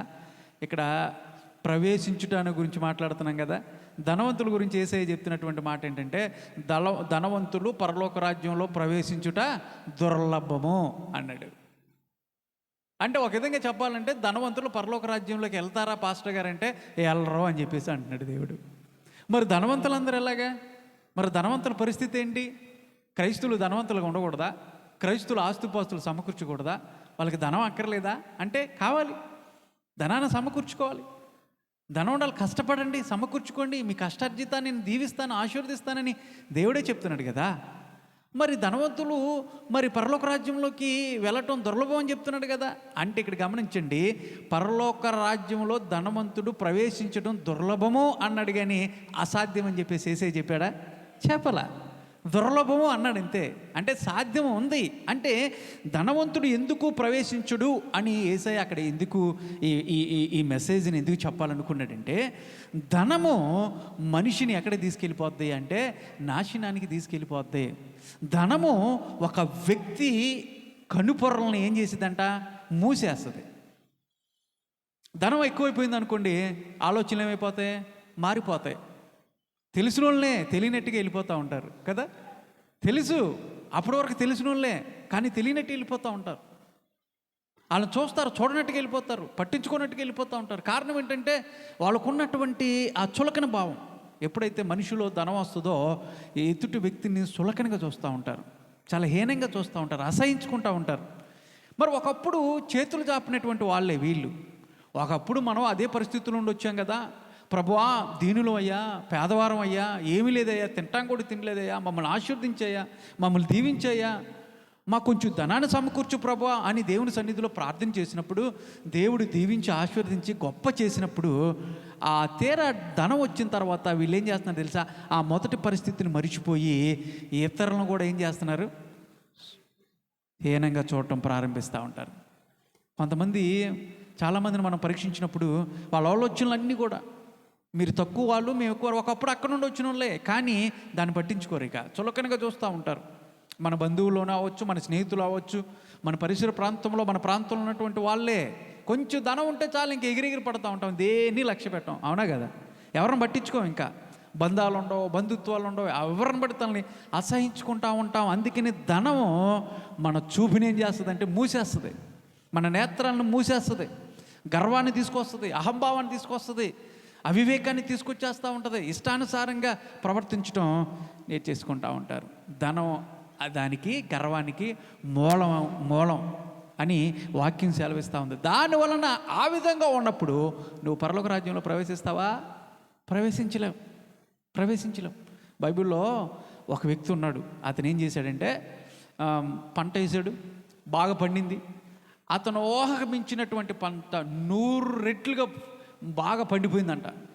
ఏం చేశాడు తెలుసా? ఆ కొట్లన్నీ ఇప్పేసి కొత్త కొట్లు కట్టేస్తాను, దానాన్ని నింపేస్తాను, ఇక చూడు నా పరిస్థితి ఎట్లా ఉంటుందని చెప్పేసి చక్కగా ఛాంబర్లో కూర్చొని అంటా ఉన్నాడు, నా ప్రాణమా అని మొదలుపెట్టాడు. నా ప్రాణమా సుఖించుము, త్రాగుము, తినుము, సంతోషించుము. ఇంకేంటి నాకు కొదవ, నాది, నేను అనే అహంభావాన్ని అక్కడ వ్యక్తపరిచినట్లుగా మనం చూస్తూ ఉన్నాం. దేవుణ్ణి స్తుతించడం మర్చిపోయాడు, దేవునికి ఇవ్వటం మర్చిపోయాడు, పేదవారికి ఇవ్వటం మర్చిపోయాడు. ఎంతవరకు నా ప్రాణం నేను అంటం ప్రారంభించాడు. చివరకు కూడా అదే మాట అన్నాడు, నా ప్రాణమా సుఖించుము, తినుము, త్రాగుము, సంతోషించుము. ఇంకేంటి నాకు కొదువా అని నా కొట్లన్నీ ఇప్పుతాను, అందులో తరతరాలు తినేంత వరకు కూడా ధాన్యం పండిపోయింది కాబట్టి ఇక అన్నీ కూడా కొత్త కొట్లు కట్టించేసి అందులో నింపుకుంటాను అని చెప్పేసి దేవుని పక్కన పెట్టేసి తన్ను గురించి పొగుడుకోవటం ప్రారంభించాడు. చూసారా? ధనం రాగానే ఏమైపోయాడు? ఆయన దేవుని మరిచిపోయాడు. ధనం వచ్చినప్పుడు, దేవుడు ఆశీర్వదించినప్పుడు నీకున్నది ఏదైతే ఉందో అది దేవుని పరిచర్యలు ఇవ్వాలి, దేవునికి ఇవ్వాలి. అంతే కదా? దేవునికి ఇవ్వాలి. మొదటిగా దేవుని పరిచర్యకి ఇవ్వాలా, రెండోది పేదవారు ఎవరైతే ఉన్నారో, పేదవాళ్ళు ఉంటారు కదా, పేదవాళ్ళు కూడా ఇచ్చి అది మిగతాది తను అనుభవిస్తే, కూర్చోమ్మా మాట్లాడు, మిగతాది తను అనుభవిస్తే అది మంచిదా కాదా? మంచిదే. అంటే నీకు ధనం ఉన్నప్పుడు, దేవుడు నిన్ను ఆశీర్వదించినప్పుడు కొంత పరిచర్యలోకి, అయ్యా నువ్వు ఇచ్చావు కాబట్టి నీ పరిచర్యలో కొంత ఇస్తున్నాను, నీ సేవకుని ప్రోత్సహిస్తాను అన్నట్టుగా పరిచర్య నిమిత్తమై కొంత ధనాన్ని ఇచ్చి, కొంత పేదవారు ఉంటారు ఆకలితో అలమటిస్తున్నటువంటి వారికి కొంచెం ఆదుకొని, మిగతాది అయ్యా ఇది నేను తింటాను అని చెప్పేసి అంటే దేవుడు ఒప్పుకుంటాడా? ఒప్పుకుంటాడు. అలా కాదు, ఇదంతా నాదే, నా శక్తే, నా సామర్థ్యమే, ఎందుకు ఇవ్వాలి నేను అన్నట్టుగా మొత్తాన్ని కూడా సమకూర్చేసుకుని నాది అంటే ఆ దేవుడు ఆ రోజున ఆ ధనవంతుడితో మాట్లాడుతున్నటువంటి మాట ఏంటి తెలుసా? వెర్రివాడా అన్నాడు. ఏమన్నాడు? ఓ ధనవంతుడా, గొప్పవాడా అన్నాడు దేవుడు. అనలా, వెర్రివాడా అన్నాడు. ఓ ఫూలిష్ మ్యాన్ అన్నాడు. ఎవరైనా ధనవంతుని డబ్బు ఉన్నటువంటి వారిని వెళ్ళి ఫూలిష్ మ్యాన్ అంటే ఏమంటాడు? ఏం చేస్తాడు తెలుసా? రూపాయి ఇచ్చాను సరే నేను లాఠీలతో కొట్టించి లోపల పడేస్తాడు. కానీ దేవుడు ఏమన్నా తెలుసా? ఫూలిష్ మ్యాన్, వెర్రివాడా, ఇదంతా నీది అంటున్నావు, నిజమే, నువ్వు కట్టుకున్న బట్టలు నీవే, నువ్వు కూర్చున్నటువంటి సమస్తము, నువ్వు వాడుకుంటున్న వస్తువులు నీవే, ఆ ధనమంతా నీదే, కానీ నీది కాంది ఒకటి ఉంది. అదేంటి తెలుసా? నీ ప్రాణము. అది నీది కాదు, అంతా నాదే అని చెప్పేసి ఎగిరెగిరి పడుతున్నావు. కానీ ఈ రాత్రి నీ ప్రాణాన్ని కోరతనా, నీ ప్రాణాన్ని కోరతన ఏమైపోతావు? అందుకనే ఒకడు లోకమునంతా కూడా సంపాదించుకొని తన ప్రాణాన్ని పోగొట్టుకుంటే వాడికి ఏం ప్రయోజనం అంటున్నాడు దేవుడు. అవును కదా? కాబట్టి ధనం ఉండటం తప్పు లేదు, కానీ ధనం వల్ల అహంభావాన్ని, గర్వాన్ని ధనవంతుడు ఏ విధంగా అయితే వ్యక్తపరిచాడో ఆ విధంగా ఉండకూడదు. మనం దేవుడు ఆశీర్వదించాడా? ఆశీర్వాదంలో దేవునికి ఇవ్వటం నేర్చుకోవాలి, పేదవాళ్ళని ఆదుకోవటం నేర్చుకోవాలి, అది నేర్చుకోవాలి. కానీ గర్వాన్ని పెంచుకోకూడదు. నాకు ఉంది వాళ్ళకి లేదు అన్నట్టుగా గర్వంతో కన్ను మూసుకుపోయి అనేకమైనటువంటి పాపిష్టకరమైనటువంటి పనులు చేస్తూ ఉన్నప్పుడు ఇలాంటి వాళ్ళంట పరలోక రాజ్యంలో ప్రవేశించటం దుర్లభం. అవ్వదు. వారు పరలోక రాజ్యంలో నేను ధనవంతుని నేను ఎందుకు నేను వెళ్తాను పరలోక రాజ్యంలో అంటానికి వీల్లేదు. నీ ధనమే నిన్ను అడ్డుకుంటుంది. ఒక ప్రాంతంలో ఒక ఆయనంట బాగా సంపాదించేశాడు, ఏదో హెల్త్ పాడైపోయింది, హాస్పిటల్లో జాయిన్ అయ్యాడు. డాక్టర్ గారు వచ్చారు, బాబు అయిపోతున్నావు, చచ్చిపోతున్నావు, రేపు చచ్చిపోతావు అని చెప్పేసి అన్నాడంట. రేపు చచ్చిపోతావా, నీ పని అయిపోయింది, నీ రోగం అలాంటిది, ఇంక అయిపోయింది అని చెప్పేసి అంటే ఒక్కసారి మా ఆవిడని పిలవనండి అని చెప్పేసి అన్నాడు. అలా ఆవిడ వచ్చింది, ఏంటండి అని చెప్పేసి, రేపు నేను చచ్చిపోతున్నానని డాక్టర్స్ డిక్లేర్ చేసేసారు, నేను చచ్చిపోతున్నాను కదా, ఎలాగైనా నేను సంపాదించినటువంటి ధనం ఏదైతే ఉందో ఆ డబ్బులన్నీ కూడా తీసుకొచ్చి నువ్వు ఒక పని చేయాలి, నా పెట్లో పెట్టేసాయి, నన్ను సమాధి చేస్తారు కదా ఆ పెట్లో ఆ ధనం అంతా పెట్టేసాయి. అంటే ఏంటి? నేను పరలోకంలో వెళ్ళేటప్పుడు కూడా ఈ ధనాన్ని తీసుకెళ్ళిపోతానని అర్థం. వెళ్తా నా ధనాన్ని ఏమైపోద్ది, ఇక్కడ ఈ ధనం ఏమైపోద్దో దీన్ని కూడా నేను తీసుకెళ్ళిపోతా అన్నట్టుగా ఆలోచన కలిగి అనాలోచనతో వాళ్ళ భార్యకి చెప్పాడంట, డబ్బులన్నీ సమాధులు వేసేసాయి నా సమాధిలో అన్నట్టుగా చెప్పాడంట. అలాగేనండి, నువ్వు చెప్పినట్టుగా చేస్తానండి, మీరు నిశ్చయంగా వెళ్ళిపోయింది అన్నట్టుగా భార్య భరోసా ఇచ్చేసింది. తెల్లారి చచ్చిపోయాడు. సమాధి కార్యక్రమం ఉంది. అక్కడ ఉన్నటువంటి వాళ్ళందరూ కూడా చూస్తూ ఉన్నారు. ఎరా ఈయన చచ్చిపోయినప్పుడు వాళ్ళ ఆవిడకి ఏం చెప్పాడు? ఆ డబ్బులన్నీ తీసుకొచ్చి సమాధులు ఏమన్నాడు కదా, సంపాదించిన సంపాదన అంతా కూడా. ఈవిడు కూడా ఏం చెప్పింది? చేస్తానని చెప్పేసి మాట ఇచ్చింది, ఏం చేస్తుందా అని చూస్తూ ఉన్నారు. ఆవిడ ఏం చేసింది? ఆవిడ తెలివిగలదే. ఏం చేసింది తెలుసా?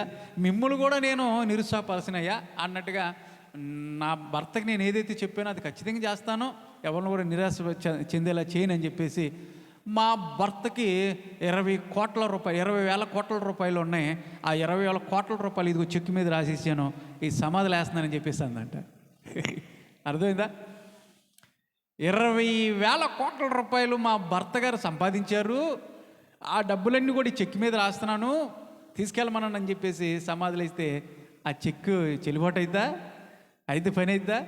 అవదు. డబ్బులన్నీ ఈవిడియే. అట్లాగా ఆవిడ తన యొక్క తెలివితేటల్ని ప్రదర్శించినట్లుగా చూస్తూ ఉన్నాము. ధనవంతులు పరలోక రాజ్యంలోకి ప్రవేశించుట దుర్లభం. అయితే ఇక్కడ ఏం చెప్తున్నాడంటే దేవుడు, ఒంటె సూది బెజ్జంలో ప్రవేశిస్తే ధనవంతుడు కూడా ప్రవేశించినట్లే. ఒక ఒంటె సూది బెజ్జంలో ప్రవేశించిద్దేమో కానీ ధనవంతుడు పరలోక రాజ్యంలోకి వెళ్ళటం ఇది దుర్లభం అని చెప్పేసి దేవుడు చెప్పాడు. అంటే యెరూషలేములో ఆ ప్రాకారంలోకి ఒక ద్వారం ఉంటుంది. ఆ ద్వారం ఏంటంటే కొంత సమయం సాయంత్రం 6 గంటలు అలాగ సమయం అయిపోయిన తర్వాత సమయం ఉంటుంది, ఆ టైం ఉంటుందంట. ఆ సమయం అయిపోయిన తర్వాత ఒంటిల మీద వెళ్ళేటువంటి వాళ్ళు వెళ్ళటానికి వీలు లేకుండా ద్వారం మూసేస్తారు. ఒక చిన్న ద్వారం పక్కన ఉంటుంది, దాన్ని సూది బెజ్జం అని చెప్పేసి అంటారు. సూది బెజ్జం లాంటి చిన్న ద్వారంలో ఇక ఒంటిలు అక్కడే వదిలేసి ఆ ద్వారంలో నుంచి మనిషి వరకే వెళ్ళగలడం. మీకు అర్థమైందా? అది దేవుడు చెప్పినటువంటి మాట. ఇది తెలియక చాలామంది సతమతమైపోతూ ఉంటారు. అరే సూది బెజ్జంలో ఒంటి దూరటం ఏంటి? బహుశా ఆ ఒంటిని కనుక మనం సాగదీయగలిగితే, ఆ సామర్థ్యంతో బాగా సాగదీయగలిగితే, ఒక దారంలాగా చేస్తే సూది బెజ్జంలో వెళ్ళిపోవచ్చేమో కదా. అక్కడ కొంచెం కష్టం ఉంటుంది, మనం నలగొట్టుకోవాలి, కొంచెం కష్టపడాలి. అయితే యెరూషలేములో ఉన్నటువంటి సూది బెజ్జం లాంటి ద్వారము సాయంకాల సమయంలో ఆ యెరూషలేముకు ఉన్నటువంటి ద్వారము మూయబడినప్పుడు ఇక ఒంటెలు అక్కడ వదిలేసి ఆ ద్వారం నుంచి వ్యక్తులు మాత్రమే వెళ్ళగలిగేవాళ్ళు. ఇది దేవుడు చెప్పినటువంటి మాట. ఒకసారి ధనవంతుడు తన యొక్క ధనాన్ని ఏవైతే ఉన్నాయో ఆ ధనాన్ని కనుక వదిలిపెట్టేసి, ప్రభువా ఇదిగో ఈ ధనం ఒకవేళ నేను పరలోక రాజ్యంలో రావడానికి కారణం అయితే, రాకోకుండా ఉండటానికి కారణం అయితే నాకు వద్దు ఈ ధనం, నువ్వు ఉంటే చాలు ప్రభు అని చెప్పేసి ఒక తీర్మానం తీసుకోగలిగితే, ప్రభువుకి ఇవ్వాల్సినటువంటి ప్రభువుకి ఇస్తూ అనేక మంది పేదవాళ్ళను ఆదుకుంటూ నీ జీవితాన్ని కొనసాగిస్తే నువ్వు పరలోక రాజ్యంలో ఖచ్చితంగా ధనవంతుడు వెళ్ళగలుగుతాడు. కోల్గేట్ అనేటువంటి వారు అందరూ విన్నారుగా, కోల్గేట్ వాడతారుగా, అందరూ వాడతారు. పేస్ట్ వాడతారా? పేస్ట్ కోల్గేట్ వాడతాడా? అది తయారు చేసినటువంటి వ్యక్తి పేరేంటి తెలుసా? William Colgate. ఆయన పేరే కోల్గేట్, ఆ పేరే పెట్టాడు. ఒక అనాథ ఒక సబ్బులు తయారు చేయడం ప్రారంభించాడు. మొదట్లో ఆ వ్యాపారం ఉన్నకొందుగా వర్ధిల్లింది. వచ్చినటువంటి సంపాదన ఏం చేసాడు తెలుసా? ఒక 10వ వంతు దేవునికి ఇవ్వటం నేర్చాడు. అయ్యా ఇదంతా నన్ను ఆశీర్వదించావు కాబట్టి 10వ వంతు, 10వ భాగం 10వ వంతు నీకు ఇస్తున్నానని చెప్పేసి దేవుని పరిచర్యలో ఎవరైతే ఉన్నారో పరిచర్యలకి ఇవ్వటం ప్రారంభించాడు. దేవుడు ఆశీర్వదించాడు. ఒక పేస్ట్ని తయారు చేశాడు. ఈ రోజున ప్రపంచంలో ఆయన ప్రొడక్ట్ అంటూ లేదంటే ఏమీ లేదు. అన్ని ప్రాంతాల్లో ఆయన ప్రొడక్ట్ ఉంది. అవునా? కోల్గేట్ వాడినటువంటి వాళ్ళు ఎవరు ఉన్నారు? పేస్ట్ అందరూ వాడతారు. అనేకమైనటువంటి వస్తువులు తయారు చేశాడు ఆయన. ఈ రోజున ఎలాంటి పర్సంటేజ్ ఇస్తూ ఉన్నారు తెలుసా వాళ్ళు? ఆయన చనిపోయాడు. ఆయన చనిపోయినాక అంటే మొదట్లో 10వ వంతు, తర్వాత 20వ వంతు ఇచ్చారు, తర్వాత 30వ వంతు ఇచ్చారు, తర్వాత 40వ వంతు ఇచ్చారు, తర్వాత 50% ఇచ్చేశారు దేవుడికి. ఇస్తూ ఉంటే ఇంకా వస్తానే ఉంది. దేవుడు ఆశీర్వదిస్తూ ఉన్నాడు. ఆశీర్వాదాలతో అందరికి ఇవ్వడం నేర్చుకున్నాడు. పేదవాళ్ళకి ఇస్తూ ఉన్నాడు. ఇలాంటి పరిచర్య చేస్తున్నటువంటి దైవజనులకి ఆ పరిచర్య ముందుకు వెళ్ళటానికి ఆయన సహకరిస్తూ ఉన్నప్పుడు ఆయన చనిపోయిన తర్వాత ఇప్పుడు ఎంత పర్సెంటేజ్ ఇస్తున్నారు తెలుసండి? 95% ఇస్తున్నారు. 5% వరకు వాళ్ళు వాడుకుంటున్నారు. దేవుని స్తోత్రం కలుగును గాక. మాకు 95% వద్దు, 5% అయినా మాకు చాలా సమృద్ధి వస్తూ ఉంది, దేవుడు ఆశీర్వదిస్తూ ఉన్నాడు. కాబట్టి ఈ 5%లోనే ఎంతో ధనం వస్తుంది. 95% మేము దేవునికి ఇచ్చేస్తాము, 5% వరకే మేము మా ఎంప్లాయీస్ మా కంపెనీ నడవటానికి ఉపయోగిస్తామని చెప్పేసి వాళ్ళు తీసుకున్నటువంటి తీర్మానం. ఎందుకు చెప్తున్నాను తెలుసా ప్రియులరా? ధనవంతుడు ప్రవేశించడు అన్నప్పుడు ఇక్కడ వీళ్ళందరూ ధనవంతుడే, ఈయన ధనవంతుడే, కోల్గేట్ మంచి ధనవంతుడే, కానీ దేవునికి ఇవ్వటం నేర్చుకున్నాడు. అబ్రహాము ధనవంతుడు కదా? అబ్రహాము చాలా ధనవంతుడే. దేవుడు ఆశీర్వదించలేదా? అబ్రహాముకు వాగ్దానం చేశాడు, అతనికి సంతానం వర్ధిల్లాగా చేయలేదా? చేశాడు. అలాగే యోబు ధనవంతుడు కదా? యోబు ధనవంతుడే, విస్తారమైనటువంటి ధనవంతుడు ఆ దినాల్లో. అయితే యోబు అన్ని కోల్పోయినాక దేవుని స్తుతించడం ప్రారంభించాడా? ఉన్నప్పుడే దేవుని స్తుతించడం ప్రారంభించాడా? ఉన్నప్పుడే. అవునా? అంత ధనం ఉన్నప్పుడే దేవుని స్తుతించడం నేర్చుకున్నాడు, దేవునికి ఇవ్వటం నేర్చుకున్నాడు ధనవంతుడైనప్పటికి కూడా. ఆ తదుపరి అపోస్తులు ఉన్నప్పుడు, న్యూ టెస్ట్మెంట్లో అపోస్తులు మరి పరిచర్య చేస్తున్నప్పుడు, పౌలు గారు పరిచర్య చేస్తున్నప్పుడు బర్నబా అన్నటువంటి ఒక వ్యక్తి తనకున్నటువంటి యావదాస్తిని అమ్మేసేసి ఆ అపోస్తుల పాదాల మీద పెట్టేసి దేవుని స్తుతించడం మన వాక్యంలో చూడొచ్చు. అరిమతయి యోసేపు ధనవంతుడు, నికోదేము ధనవంతుడు, వీళ్ళందరూ ధనవంతులే. కానీ అయితే వాళ్ళందరూ కూడా ప్రభుని స్తుతించడం నేర్చుకున్నారు. వాళ్ళ అహంభావం లేదు, గర్వం లేదు, అసహ్యం లేదు. దేవుని స్తుతించారు. దేవునికి ఇవ్వాల్సినటువంటి భాగాన్ని దేవునికి ఇచ్చుకుంటా అనేక మంది పేదవాళ్ళని ఆదుకున్నారు. కాబట్టి ఆ గర్వం కానీ ఏమీ లేదు. కాబట్టి వాళ్ళు పరలోక రాజ్యంలో వెళ్ళినట్టుగా చూస్తూ ఉన్నాము. ఇక్కడ దేవుడు అంటా ఉన్నాడు, ధనవంతుడు పరలోక రాజ్యంలో ప్రవేశించుట దుర్లభము అని చెప్పేసి చెప్తాను. అంటే ప్రవేశించుట అన్నటువంటి మాటని మనం ధ్యానిస్తూ ఉన్నాం కాబట్టి మొట్టమొదటిగా ప్రవేశించుడి అన్న మాట నోవాహు చెప్పాడు, మీరు రక్షణ అనేటువంటి వాటిలోకి ప్రవేశించమని. రెండవది ధనవంతుడు పరలోక రాజ్యంలో ప్రవేశించుట దుర్లభం అని చెప్పాడు. 5 నిమిషాలు ఇంకో మాట చెప్పి ముగించేస్తాను. యోహాను సువార్త, ఇక్కడ ఒక ఆయన ప్రవేశించాడు. యోహాను సువార్త 20:6 ఒక 5 నిమిషాలు నేను ముగించేస్తాను. యోహాను సువార్త 20:6. అంతట సీమోను పేతురు అతని వెంబడి వచ్చి సమాధిలో ప్రవేశించి నారబట్టలు పడియుండుటయు, ఆయన యొక్క తల రుమాలు నారబట్టల యొద్ద ఉండగా వేరొక చోట అవి చుట్టబడి ఉండుట చూచెను. అప్పుడు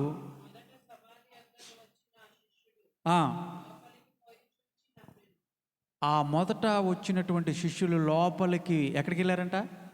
ఏ లోపలికి వెళ్ళారు? సమాధి లోపలికి ప్రవేశించి చూసి నమ్మారంట. దేవుని స్తోత్రం కలుగును గాక. ఇక్కడ కొంతమంది ఆ సమాధిలోకి ప్రవేశించారు. ప్రవేశించుట అన్నమాటగా మనం మాట్లాడుతుంది. ఇక్కడ ప్రవేశించారు ఎక్కడికంటే యేసు ప్రభు సమాధిలోకి. అంటే అప్పుడు యేసు ప్రభు ఉన్నాడా ఆ సమాధిలో? లేడు. ఎవరున్నారు అక్కడ? ఎవరు? ఖాళీ సమాధి ఉంది. దేవుని స్తోత్రం కలుగును గాక. యేసుప్రభు చనిపోయిన తర్వాత, ఆయన్ని పాతిపెట్టిన తర్వాత యేసుప్రభు ఏదైతే మాట చెప్పాడో ప్రభులు వారు 3వ రోజున ఆయన పునరుద్ధాడైన తర్వాత ఆ తెల్లవారుజామున కొంతమంది వెళ్ళారు. తర్వాత పేతురు, ఈ సీమోను వీళ్ళు ఆ లోపలికి ప్రవేశించారంట. లోపలికి వెళ్ళారు, సమాధి లోపలికి వెళ్ళారు. యేసుప్రభు అక్కడ ఖాళీ సమాధిని ఎందుకు ఆయన ఉంచాడు? ఒకవేళ ఆ ద్వారం ఏదైతే ఉందో ఆ రాయి 2 టన్నుల బరువు కలిగినటువంటి రాతిని ఆయన సమాధి ముందు పెట్టేశారు. యేసుప్రభు కావాలనుకుంటే లేచినప్పుడు, ఆయన 3వ రోజున లేచినప్పుడు, అరే బాబు ఇదేంట్రా బాబు ఎంత బరువు అయినటువంటి రాతిని పెట్టారు, నేను బయటికి ఎలా రావాలి నేను అని చెప్పేసి అనుకున్నాడా? ఆ బండని దొర్లిచ్చాడు దేవుడు. అంటే ఆ బండ ఉండగానే దేవుడు లోపల నుంచి బయటకు వస్తాడంటే వస్తాడు. వాళ్ళందరూ కూడా యేసుప్రభు లేచిన తర్వాత శిష్యులందరూ కూడా ఒక ఇంటిలో తలుపులు వేసుకుని ఉన్నప్పుడు తలుపులు అలాగ ఉన్నాయి. యేసుప్రభు లోపలికి వచ్చాడా లేదా? షాలోమ్ అన్నాడా లేదా? మీకు సమాధానం కలుగును గాక అని చెప్పేసి యేసుని తలుపు అలాగ ఉంది. యేసుప్రభు ఎందుకంటే ఇప్పుడు ఆయన శరీరం మహిమ శరీరం, ఆ రాతిలో నుంచి బయటికి రాగలడు. అయినా రాతిని ఎందుకు దొర్లించాడు అంటే ఇక్కడ గమనించండి, యేసు ప్రభు లోపల నుంచి బయటికి రావటానికి రాతిని దొర్లించలేదు, మనందరం లోపలికి రావటానికి దేవుడు ఆ రాతిని దొర్లించాడు. దేవుని స్తోత్రం కలుగును గాక. ఆ లోపలికి ప్రవేశించినప్పుడు అంట పేతురు అక్కడేముంది తెలుసా? అప్పుడు పూర్వకాలంలో యూదులు చనిపోయినప్పుడు వాళ్ళ శరీరానికి కొన్ని 100 మీటర్లో ఈ నారబట్టను, లెనిన్ క్లాత్, ఆ నారబట్టను చుడతారు. వాళ్ళ పేస్ట్ని, సుగంధ ద్రవ్యాలు రాసి పేస్ట్ రాస్తూ ఒక లేయర్ ఇలా చుట్టి మళ్ళీ రాసి మళ్ళీ ఆ లేయర్ని ఇలా చుట్టుకుంటా, మనం గనక కట్టేపిస్తే కాలు కానీ చేయి కానీ ఇరిగితే కట్టేపిస్తానికి వెళ్ళినప్పుడు పిండి కట్టేస్తారు. మీకు గుర్తుందా? పిండి రాసేసి కట్టేసిన తర్వాత కాసేపటికి ఏమైపోద్ది? బిగుసుకుపోద్ది. దాన్ని తీయాలంటే కోయాలి, రంపంతో కోస్తారు తర్వాత, అవునా కదా డాక్టర్స్? అలాగే యేసుప్రభు చుట్టినటువంటి నారబట్ట ఆ పేస్ట్ ఏమైపోద్ది అంటే రాను తర్వాత అలాగే బిగుసుకుపోద్ది. అయితే యేసుప్రభు చనిపోయి తిరిగి లేపబడిన తర్వాత ఈ చుట్టబడినటువంటి ఇది ఏదైతే ఉందో అది అలాగే ఉంది, ఆ ట్యూబ్ అలాగే ఉంది, లోపల బాడీ లేదు. మీకు అర్థమైందా? లోపల బాడీ లేదు, అదృశ్యమైపోయింది. అంటే లేపబడ్డాడు ఆయన, ట్యూబ్ అలాగే ఉంది. ఈ మొహానికి కట్టినటువంటి రుమాలంట ఆయన తల దగ్గర చుట్టబడి ఉందంట. దేవుని స్తోత్రం కలుగును గాక. అంటే ఇక్కడ యేసుప్రభు వాళ్ళకి నేర్పించాల్సినటువంటి ఆ మెసేజ్ ఏంటి, ఏం చెప్పాలనుకున్నాడు ఆ చుట్టబడి ఉండటం వల్ల అంటే, పూర్వదినాల్లో యూదులు భోంచేసేటప్పుడు బెంచి ఉంటుంది. ఇప్పుడు మనం బెంచి మీద భోంచేస్తారు కదా, అట్లాగే వాళ్ళకు కూడా బెంచి ఉంటుంది, పెద్ద రౌండ్గా ఇలా బెంచి ఉంటుంది. అది ఎలా ఉంటుందంటే మనం కుర్చీలో కూర్చొని తినేటువంటి హైట్ ఉండదు, కూర్చొని తినేటువంటి హైట్ ఉంటుంది ఆ బెంచి. మీకు అర్థమైందా? ఆ విధంగా ఆ బెంచి చుట్టూ వాళ్ళు ఏం చేస్తారంటే వెనకాల కాళ్ళు మడత పెట్టుకొని ఆ బెంచి మీద ఒక చెయ్యి ఇలా వేసి అక్కడ ఉన్నటువంటి రొట్టె కానీ మాంసాన్ని కానీ ఏవైతే ఉన్నాయో అవి తింటారు. మీకు అర్థమైందా? అలాంటి రౌండ్ టేబుల్గా ఉన్నటువంటి ఆ బల్ల, తినటానికి ఉన్నటువంటి బల్ల. అయితే వాళ్ళు తినేటప్పుడు ఏదో చిన్న పని ఉందనుకోండి, ఆ పని చూసుకోవటానికి బయటికి వెళ్ళేటప్పుడు ఇక్కడ ఉన్నటువంటి ఆహార పదార్థాలని ఆయనకి పెట్టారు కదా. ఒక వ్యక్తి బయటికి వెళ్ళేటప్పుడు ఏం చేస్తారంటే ఒక రుమాలు ఇస్తారు. ఆ చేతి రుమాల్ని ఇలా చుట్టేసి, రౌండ్గా ఇలా చుట్టేసి అక్కడ పెట్టేసి వెళ్ళిపోతే దాని అర్థం ఏంటంటే, మరలా నేను వస్తాను, నా ప్లేట్ తీయొద్దు, నేను వస్తాను, మళ్ళీ ఈ ఆహార పదార్థాలన్నీ కూడా తింటాను, కాబట్టి ఇదిగో ఈ రుమాల్ని చుట్టి నేను ఇక్కడికి వెళ్తున్నాను అంటే వాళ్ళకి ఈ రుమాలు చుట్టబడితే మరలా వస్తాడు అని అర్థం. కాబట్టి ఈ కంచాన్ని తీసివేయరు వాళ్ళు, మరలా వచ్చి తింటాడు. ఒకవేళ రుమాలు చుట్టుకోకుండా వెళ్ళిపోయాడు అనుకో, ఇక రాడండి ఆయన, తీసేయచ్చు ఈ కంచం అని అర్థం అనమాట. మీకు అర్థమైందా? కాబట్టి యేసు ప్రభు ఈ రుమాల్ని ఎందుకు చుట్టి ఆయన తలకు చుట్టినటువంటి ఆ క్లాత్ అక్కడ చుట్టబడి తల దగ్గర సమాధిలో అక్కడ పెట్టాడంటే ఆయన ఇచ్చినటువంటి సందేశం ఏంటి తెలుసా? మరలా నేను తిరిగి వస్తాను. దేని స్తోత్రం కలుగును గాక. మరలా నేను వస్తాను అనే సందేశాన్ని తెలియజేయటానికి ఆ రుమాలు అంటే తలకు చుట్టినటువంటి రుమాలను అక్కడ చుట్టి పెట్టి వెళ్ళినట్టుగా మనం చూస్తున్నాం. ప్రియులారా, నేను ముగించేస్తున్నాను. సమాధిలోకి ప్రవేశించారంట. లోపలికి ప్రవేశించి ఆ చుట్టబడినటువంటి క్లాత్ను చూసి వాళ్ళ యొక్క సందేశాన్ని తెలుసుకున్నారు. మరలా నా యేసయ్య మరలా తిరిగి రాబోతున్నానటువంటి సందేశాన్ని ప్రపంచానికి తెలియజేసినట్లుగా మనం చూస్తున్నప్పుడు వాళ్ళు లోపలికి ప్రవేశించారంట. ప్రవేశించుడి. ఎప్పుడైతే వాళ్ళు లోపలికి ప్రవేశించారో ఆ సత్యాన్ని గమనించగలిగారు. వాళ్ళు చూసి నమ్మారంట, యేసయ్య మరలా రాబోతా ఉన్నాడని. ప్రవేశించుడి, ఇరుకు మార్గమున ప్రవేశించండి, మీకు అది జీవమునకు పోయేటువంటి ద్వారం అని చెప్పేసి దేవుడు 7వ అధ్యాయం మత్తయి సువార్తలో కొండ మీద ప్రసంగంలో చెప్పినప్పుడు ప్రవేశించుడి అన్నటువంటి మాటను మనం ధ్యానిస్తూ ఉన్నప్పుడు మొట్టమొదటిగా ప్రవేశించుడి అని ఎవరికి చెప్పాడంటే, నోవాహు, మీరు రక్షించబడినట్లుగా మీరు మీ కుటుంబం రక్షణ వాడలోకి ప్రవేశించడి అని చెప్పాడు. రెండవది, ధనవంతుడు పరలోక రాజ్యంలో ప్రవేశించుట దుర్లభం అని చెప్పేసి అన్నాడు. ఇక్కడ యేసు ప్రభు సమాధి, ఖాళీ సమాధిలోకి పేతురు ప్రవేశించినట్లుగా మనం చూస్తూ ఉన్నాం. ప్రియులారా, మనకు కూడా దేవుడు అడుగుతూ ఉన్నాడు, ప్రవేశించండి, ప్రవేశించండి. ఎక్కడ ప్రవేశించాలి ప్రభువా? నా రక్షణ అనేటువంటి నాలోకి ప్రవేశించండి. ద్వారాలు తెరిచున్నప్పుడే దేవుని దగ్గరికి మనము ప్రవేశిద్దాము. మనతో పాటుగా మన కుటుంబ సభ్యులు కూడా రక్షించబడినట్లుగా, సేఫ్గా మనందరూ కూడా పరలోక రాజ్యంలో ఉన్నట్లుగా దేవుడిచ్చినటువంటి ఈ సందేశాన్ని మీ హృదయంలో భద్రపరుచుకొని తద్వారా మీ జీవితాలను కట్టుకోవాలని దేవుడు అటు కృప మీ అందరికీ అనుగ్రహించునుగాక. ఆమేన్. ప్రార్థన చేసుకుందాం. కళ్ళు మూసుకోండి. పరిశుద్ధుడా, ప్రేమగల దేవా, నీకు వందనాలయ్యా. విత్తినటువంటి నీ వాక్యమైనటువంటి విత్తనమును ప్రతి ఒక్కరి జీవితంలో మొలకెత్తినట్లుగా సహాయం చేయండి. వినగలిగేటువంటి చెవులు మీరు అనుగ్రహించండి. గ్రహించేటువంటి కృపను బిడ్డలకు దయచేయండి ప్రభువా. అయా, ఎంత గొప్ప సందేశాన్ని మీరు మాట్లాడారు.